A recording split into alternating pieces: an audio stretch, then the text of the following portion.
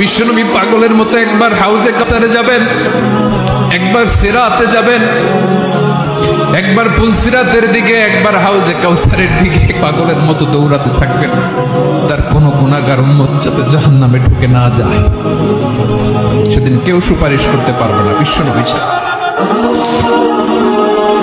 এজন্য 5 নম্বর আল্লাহ বললেন, মান যাল্লাযী ইয়াশফাউ ইনদাহু ইল্লা বিইযনিহি।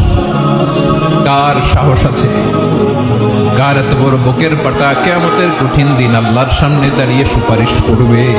কারো ক্ষমতা, কারো ক্ষমতা নাই। বিশ্বনবী সেদিন সিজদায় পড়ে উম্মতের জন্য কাঁদবেন, সবাই কাঁদবে, নফসি নফসি, আল্লাহ আমারে বাঁচাও, আল্লাহ আমারে বাঁচাও। বিশ্বনবী বলবেন, উম্মতি উম্মতি। বিশ্বনবী আমার জন্য কাঁদবেন, আপনার জন্য কাঁদবেন, আমাদের জন্য সেদিন কেঁদে কেঁদে জাহান্নামের দরজায় দাঁড়িয়ে আমাদেরকে টেনে টেনে জান্নাতে ঢুকাবেন। এজন্য এই বিশ্বনবীর ভালোবাসা যেন আমাদের হৃদয়ে ভরপুর থাকে। আমার ভাইয়েরা, প্রতি শুক্রবার বিশ্বনবীর উপরে বেশি বেশি যেন আমরা দুরূদ পড়ি। আমরা যখন বিশ্বনবীর সালাম দেই, দুরূদ পড়ি,